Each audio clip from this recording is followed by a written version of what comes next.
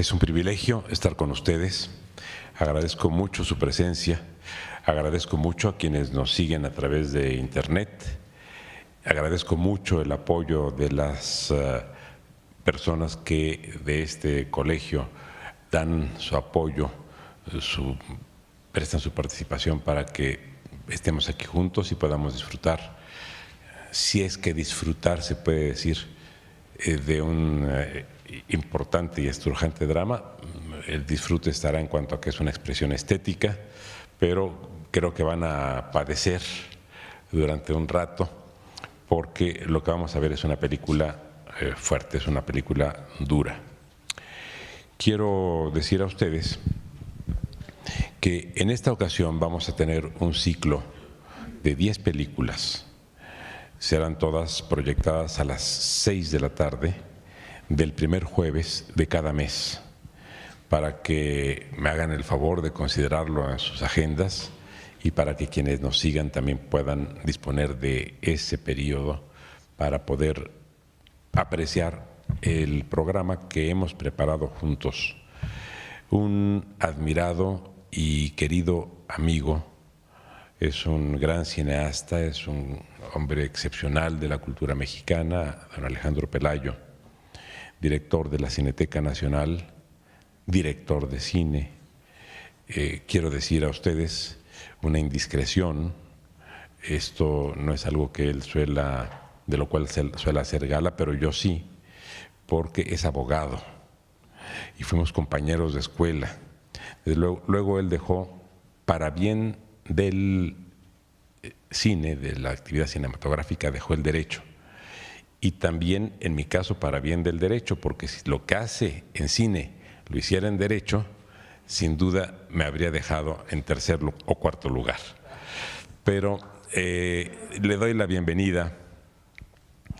Es sin duda uno de los personajes importantes de nuestra actividad fílmica nacional, y con él la doctora Elvia Flores y yo hemos armado este ciclo que ustedes verán en el curso del año. Las proyecciones comienzan hoy y terminan en el último jueves de noviembre. ¿Qué les tenemos preparado? Abrimos hoy con el principio. En marzo tendremos La Rosa Blanca. Es una película que tiene que ver con el tema petrolero, entonces por eso la pusimos en el mes de marzo. En abril tendremos Distinto Amanecer, que tiene que ver con violencia y corrupción. En mayo, La Ley de Herodes, que tal vez todos ustedes hayan visto, pero vamos a poner otra vez y a ponerla en el contexto del ciclo. En agosto no tendremos función en julio. Luego, en agosto, tendremos La Sombra del Caudillo, basada en una novela de Martín Luis Guzmán, que se refiere a la violencia política con motivo de un proceso electoral y se interpreta como el homicidio del general Serrano. No está planteado exactamente en esos términos en la película, pero es el símil que se ha dado históricamente a esa gran novela de don Martín Luis Guzmán. En septiembre, el primer jueves de septiembre, tendremos Canoa, que se refiere a la ejecución de un grupo de jóvenes a quienes se atribuyó ser comunistas y por ese motivo fueron linchados. Ni siéndolo ni no siéndolo se justifica o se justificaba el crimen. Este fue un episodio histórico. La película es estremecedora también. En octubre, la función será el 5 de octubre y presentaremos Rojo Amanecer, que está relacionada con el tema 2 de octubre. Y en noviembre, bueno, pero no terminamos en noviembre, terminamos en diciembre, si no estoy equivocado. Además de que no me lo dieron, pero ahora les voy a decir. En noviembre tendremos Cuartelazo, que también se refiere a un proceso de violencia política. Y en diciembre tendremos el primer jueves de diciembre la última película del ciclo. Será la 10ª película y se llama La Víspera. Es una película dirigida precisamente por don Alejandro Pelayo. Y ya ustedes verán, está vinculada con la sucesión presidencial y se refiere, lo ideal habría sido verla el año entrante, el 30 de noviembre, porque la película transcurre un 30 de noviembre de un año en el que asume la presidencia un nuevo presidente el 1 de diciembre. Y es la víspera del 1 de diciembre, y es lo que ocurre en el entramado político del día anterior a la asunción de la presidencia por parte del presidente electo. Pero, ¿por qué escogimos estas películas para compartirlas con ustedes este año? Porque este es el año en el que se celebra y se conmemora ambas cosas. La aprobación de la Constitución mexicana en Querétaro fue aprobada el 31 de enero de 1917, fue promulgada el 5 de febrero de 1917 y entró en vigor el 1 de mayo de ese mismo año. Estamos, por tanto, en el centenario de la Constitución mexicana. Y pudimos haber, desde luego, buscado algunas películas que tuvieran que ver directamente con la Constitución. Hay una serie, se hizo una serie televisiva sobre la Constitución, de sabido, si no me equivoco, y pensamos proyectarla, pero consideramos que era mejor ofrecer diferentes ángulos de la vida social y política mexicana que tienen que ver directamente con las vicisitudes de la Constitución. La que hoy presenciaremos, el principio, y ya nos lo explicará don Alejandro posteriormente, es justamente la fase previa a la revolución y luego ya la fase de la revolución constitucionalista. En realidad, cuando comienza, ustedes lo verán, aparecen soldados federales vitoreando a Victoriano Huerta y aparecen también en escena tropas constitucionalistas. Ahí ya estábamos en el proceso revolucionario pleno, se había producido el golpe militar, el derrocamiento y homicidio del presidente Madero y la revolución constitucionalista estaba en marcha. Y aquí es donde comienza la historia de nuestra Constitución. Tenemos en México dos aspectos de los que usualmente no estamos conscientes, pero que forman parte de una tradición que muchos nos niegan, pero que en realidad podemos plantear como motivo de orgullo. Nuestra primera Constitución fue elaborada en 1814. En 1814 estábamos a menos de la mitad de la lucha por la independencia. Inició, como todos sabemos, el 16 de septiembre, culminó de 1810, culminó en 1821. Paradójica o curiosamente, el Día de la Independencia son 2 días. Esto sí es una originalidad también muy nuestra. O sea, en Francia se celebra el 14 de julio y en Estados Unidos el 4 de julio, pero el 4 de julio no dura del 3 al 4, ni el 14 del 13 al 14. Aquí el 16 dura del 15 al 16, pero por una razón política. Y fíjense ustedes lo que son las prácticas de la dictadura. El grito de independencia, el llamado a combatir, fue el 16 de septiembre y por supuesto en la madrugada. Toca la campana, las campanas a rebato para convocar al pueblo y movilizarse. Era imposible que esto ocurriera e impensable a las 11 de la noche. Pero a partir de la presidencia de Porfirio Díaz, el 16 de septiembre se celebró el 15 de septiembre por una razón de Estado importantísima. Porque el 15 de septiembre es San Porfirio. Y entonces San Porfirio, en este caso San Porfirio Díaz, decidió hacer suyo el Día de la Independencia y tocar la campana a las 11 de la noche para que el gran sarao, la fiesta, el baile, la música, comenzara todavía dentro de su onomástico y además su fecha de aniversario, y se prolongara pues ya hasta que llegara el momento de la independencia a las 5 de la mañana. Pero, ¿por qué les digo a ustedes? Esta fue una derivación, digamos, anecdótica.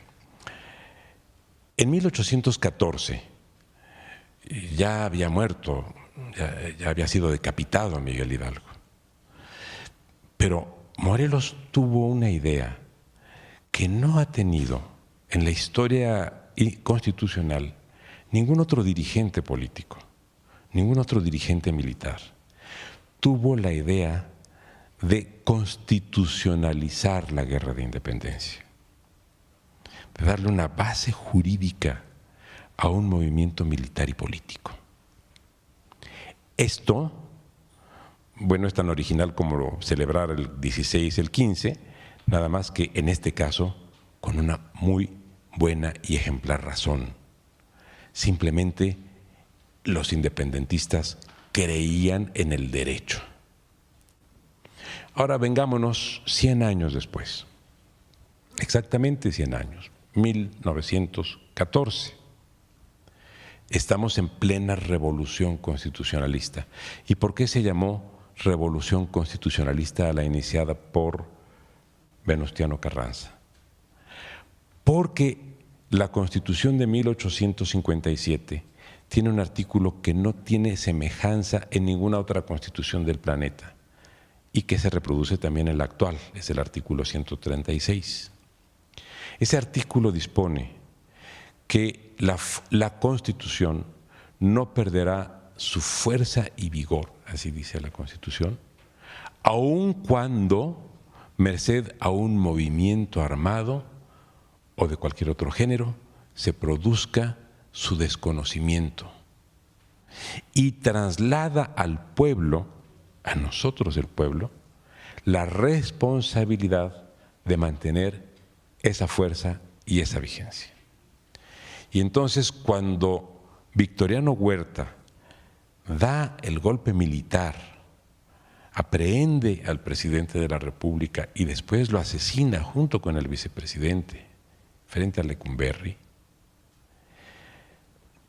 Venustiano Carranza, que a la sazón era gobernador del estado de Coahuila, enarbola la Constitución y dice: en este momento el pueblo recupera su soberanía de manera directa.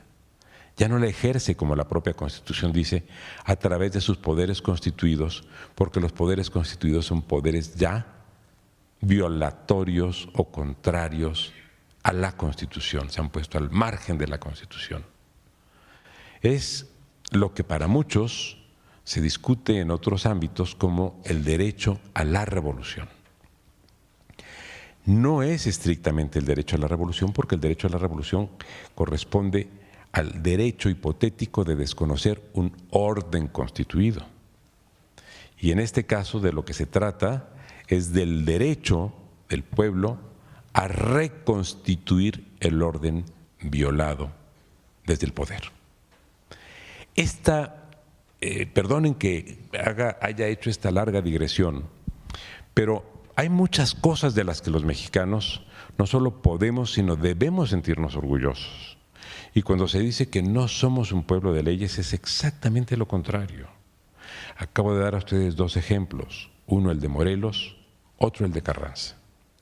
Y eso es lo que vamos a ver en el principio, porque se desarrolla, así inicia, en el contexto de la lucha entre huertistas y constitucionalistas. El drama, desde luego, tiene otras derivas, y de esto nos hablará don Alejandro Pelayo. Pero allí comienza el proceso que culmina en 1917 con la Constitución. A lo largo del ciclo y con motivo de cada una de las representaciones fílmicas que pondremos, iré comentando a ustedes el contexto constitucional que explica por qué pusimos esa película, o el contexto constitucional que permite entender la crítica que a través de esa película se está formulando. En este caso, a lo que vamos a asistir es a la fase previa, a la anterior a 1917, que nos permite entender por qué una de las grandes motivaciones que tuvieron los constituyentes fue recoger en la Constitución los derechos sociales. Quiero decir a ustedes que hoy todas las constituciones del planeta elaboradas después de 1917 contienen derechos sociales. Pero también debo decir a ustedes que la Constitución mexicana es la octava constitución más antigua que subsiste en este momento en el mundo. Y de las constituciones republicanas es la segunda más antigua. Solo es más antigua o anterior a la nuestra la de Estados Unidos. Las otras 6 constituciones más antiguas que la nuestra son todas constituciones monárquicas. Es el caso de Noruega, el caso de Países Bajos, el caso de la Constitución Consuetudinaria Británica, pero como constitución republicana la nuestra es la más antigua después de Estados Unidos. La de Estados Unidos no tiene en su contenido derechos sociales. Todas, les repito, las actuales sí. Y allí siguen el ejemplo de la Constitución mexicana. Lo que vamos a ver es justamente un proceso o una serie de atropellos que, entre otras cosas, hacían ver a las personas como si fuesen patrimonio personal del hacendado. Era literalmente trabajo esclavo. Pero démonos también por satisfechos en cuanto a que el trabajo esclavo ya no existe en México. Puedo decir, en cambio, que en noviembre de 2016, esto es hace poco más de 2 meses, la Corte Interamericana de Derechos Humanos emitió una sentencia con relación a una población que se llama Brasil Nuevo. Es un centro de trabajo en Brasil y es una sentencia en contra de la esclavitud. Esto es, en noviembre del año pasado, un tribunal interamericano reconoció y protegió a una población que vivía en condiciones de esclavitud. O sea, no eran dueños de sus derechos y vivían en condición de cosa con relación a los propietarios de los predios en los que trabajaban. Estaban asimilados como cosa, igual que un tractor o igual que un árbol. Y de la misma manera que el propietario disponía de los tractores y de los árboles, disponía de las personas. Esto se acabó con la Constitución mexicana de 1917 y de ahí se irradió ahora al resto del planeta. Por eso también podemos sentirnos muy orgullosos. Pero el drama que precedió, las múltiples dramas que precedieron esa circunstancia, son parte de lo que veremos en esta formidable película. Estoy seguro de que les va a gustar. Muchas gracias.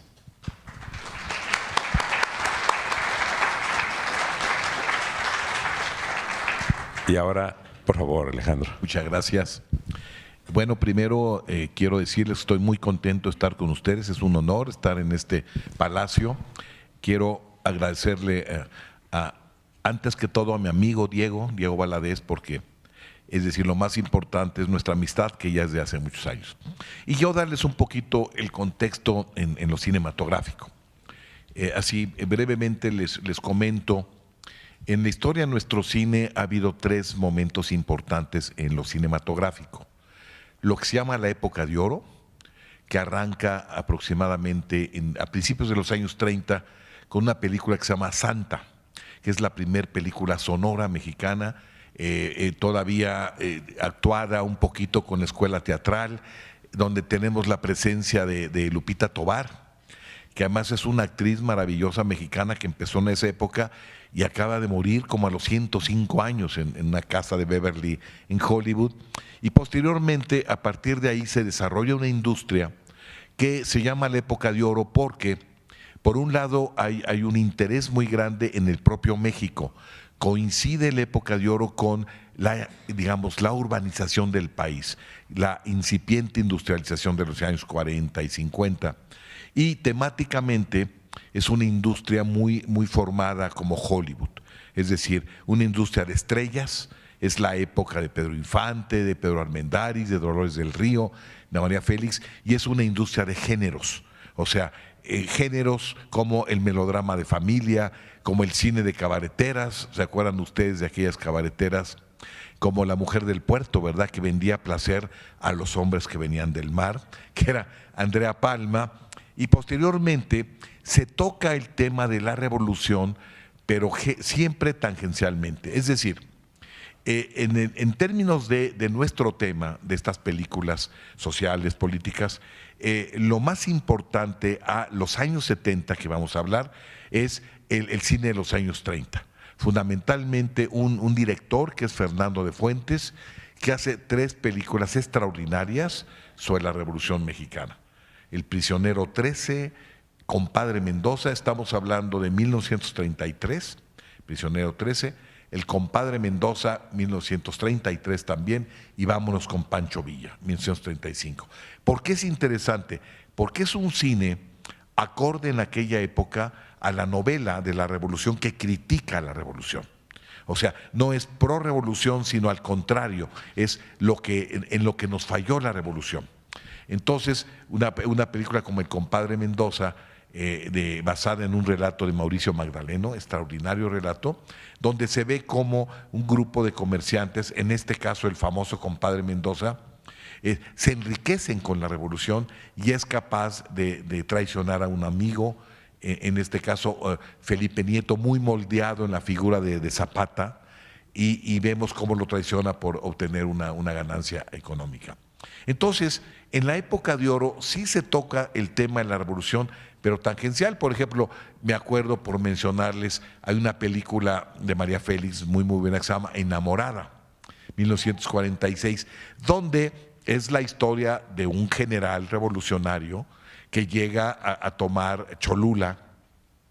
Y entonces María Félix vive ahí, es la niña bien de Cholula, ¿verdad?, de la familia Peñafiel. Entonces, claro, se enamora el general y toda la película es este proceso de enamoramiento con todo y serenata de trío, ¿verdad? Hay una secuencia maravillosa que yo creo que es la mejor de María Félix en su historia, porque no hablaba.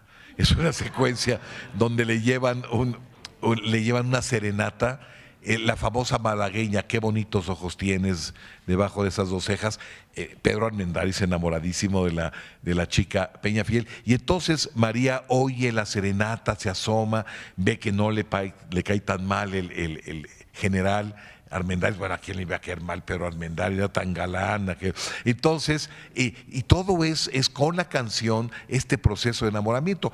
Pero el general se tiene que ir porque ya viene el ejército a desocupar la plaza y se va. Pero lo interesante es, claro, en esa película, la ficción maravillosa se va con él de soldadera. O sea, rompe su compromiso matrimonial con un americano.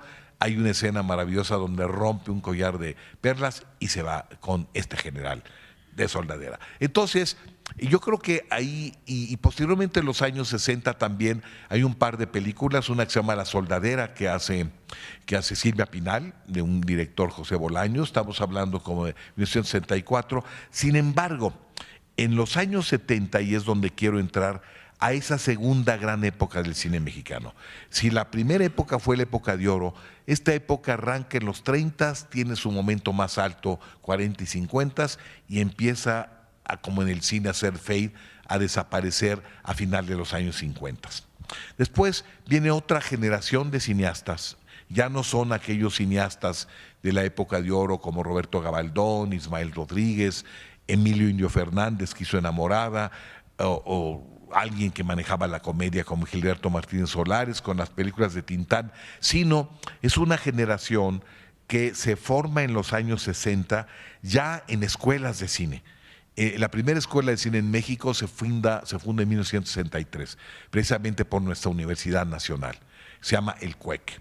Y posteriormente hay una generación como el que hace esta película, Gonzalo Martínez, que aprovecha becas que se daban en aquel momento y se va a estudiar con otro cineasta muy bueno a la Unión Soviética.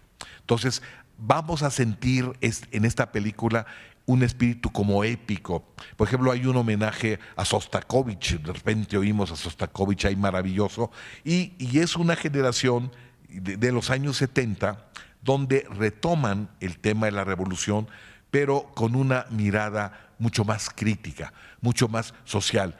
No hay una historia de amor como eje central, como la película Enamorada. Aquí hay unas subtramas amorosas, pero no es lo esencial. Lo esencial es la revolución, por eso se llama el principio, o sea, los antecedentes, esta cuestión de los hacendados, del uso de las personas y después cómo revienta el movimiento revolucionario. Entonces, de los 70s hay 3 o 4 películas que puedo rescatar extraordinarias. Una que se llama Riz México Insurgente de Paul Leduc, de 1970, que es una película independiente que habla de esa época que John Reed, el mismo que escribió 10 días que conmovieron al mundo sobre la Revolución Soviética. Aquí habla de ese Reed en México, que también es testigo de la Revolución Mexicana, El principio de Gonzalo Martínez, y hay un par de películas más, una que nos habla mucho de la guerra cristera, que se llama La Guerra Santa, y posteriormente se van tocando otros temas que son los que vamos a ver. Canoa es de este periodo, que es muy interesante, porque fíjense que si el cine de los años 40 es un cine de industria, de géneros y de productores privados, que son los que hacen estas películas como Enamorada, como el compadre Mendoza, etcétera.